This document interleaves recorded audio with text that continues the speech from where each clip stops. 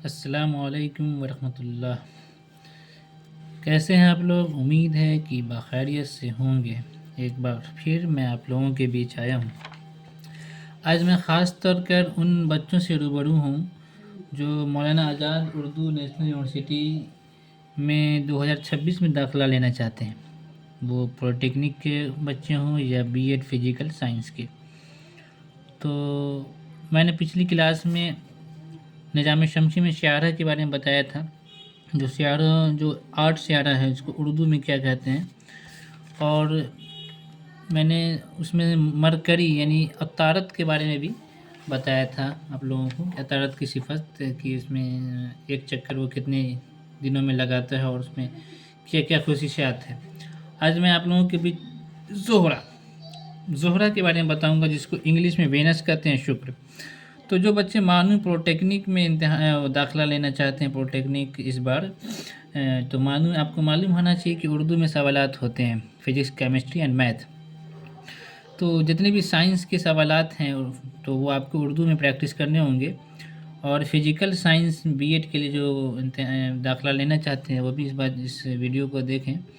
और ये जितनी भी जानकारियाँ मैं आप लोगों के बीच रख रहा हूँ, तो मैंने भी एक किसी मानू के ही टीचर से माज़रत चाहता हूँ, उनका नाम भूल रहा हूँ मैं, और मैं तहकीक भी किया क्या नाम है उनका, लेकिन दोबारा मुझे वो वीडियो मेरी नज़र में आया नहीं।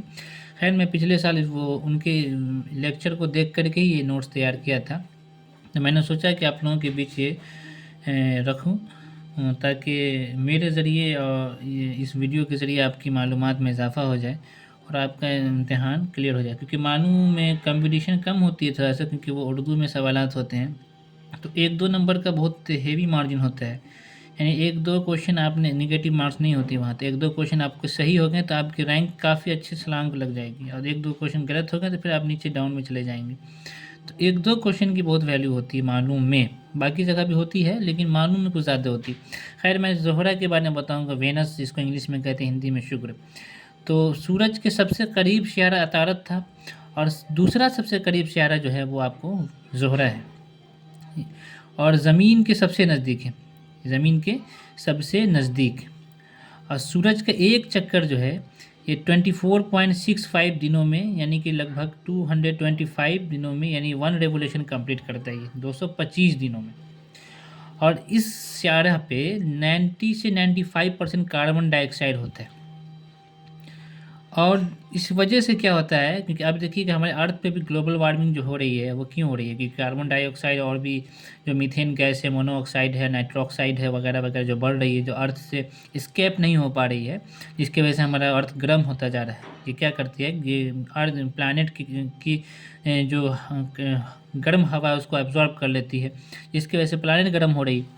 तो कार्बन डाइऑक्साइड जो है ये 90 से 95% लगभग आपको है ये इस पे ज़ोहरा पे, तो जो क्या करती है, सूरज की गर्मी को रोक लेती है। इसलिए आपको कह सकते हैं कि ये कह सकते हैं, ये बात वाज़ह है कि ज़ोहरा जो है सबसे गर्म सियारा है, यानी कि hottest planet of the solar system is called the Venus. क्या है? वेनस है। तो गर्मी को रोक लेता है, इसलिए सबसे गर्म सियारा है। क्लियर? आप एग्जाम्पल क्या है इसका, तो प्रेशर कुकर कंडीशन देख लीजिए। प्रेशर कुकर को आप देखिएगा तो पूरी तरीके से वो बंद रहता है कंटेनर, तो उसके अंदर हीट होने के बाद क्या होता है, अंदर में इवापोरेट वेपर बनते बनते क्या होता है, एक प्रेशर कंडीशन क्रिएट हो जाता है, जिसके वजह से उसकी सीटी खुल जाती है प्रेशर पे।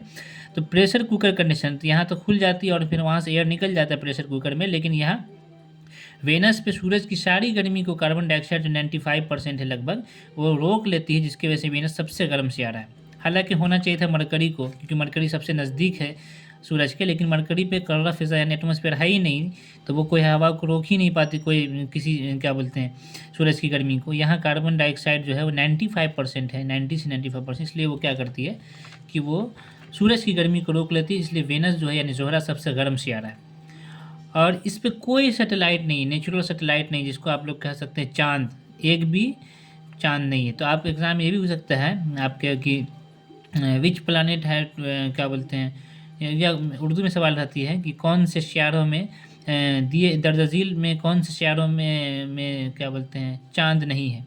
और ऑप्शन में रहेगा मरकरी, ऑप्शन में रहेगा वो अतारत और ज़ोहरा, और वगैरह वगैरह, ये ऑप्शन बहुत। तो हम लोग अतारत और ज़ोहरा, ये याद रखिए वाज़ह तौर पे कि अतारत और ज़हरा ये 2 ऐसा सियारा है जिसपे चांद नहीं रहती। और ये अपने महवर पे यानी अपने एक्सिस पे लगभग जो है यानी अपना जो दायरा है इसका, इसको कह सकते हैं हम लोग रोटेशन, ये लगभग 24 घंटा 24.6 आवर में कंप्लीट करती है। मशरिक से मगरिब गर्दिश करती है ना, मशरिक से मगरिब यानी ईस्ट से वेस्ट वो ये राउंड करती है। और इसको कहते हैं हम लोग क्लॉकवाइज, अपने पाथ पे क्या करती है, क्लॉकवाइज गर्दिश करती है। और इसको ज़मीन की सिस्टर यानी ज़मीन की बहन भी कहा जाता है ना, जुड़वा कहलाता है ज़मीन की। और इस पे ज़ोहरा पे एक और खसूसियत है कि इस पर सल्फोरिक एसिड का चमकदार बादल होता है, सल्फोरिक एसिड का चमकदार बादल होता है इसको इस्तेमाल। और इस सियारा को ही आप लोग मॉर्निंग स्टार और इवनिंग स्टार भी कहते हैं, सुबह का तारा और शाम का तारा, नज़्मुस शहर इसको उर्दू में कहते हैं। और जाहिर सी बात, जो प्लानेट, जो सियारा मशरिक से मगरिब गर्दिश करता है, उस प्लानेट पे सूरज जो मगरिब में निकलता है। हमारा प्लानेट जो जिस पे हम लोग लाइज करते रहते हैं ज़मीन पे, तो ज़मीन जो है वो क्या करती है, अपने महवर पे मगरिब से मशरिक गर्दिश करती है। इसलिए हमारे प्लानेट पे, हमारे सियारे पे सूरज जो मशरिक की जानिब निकलता है, सूरज जो है मशरिक की जानिब निकलता है।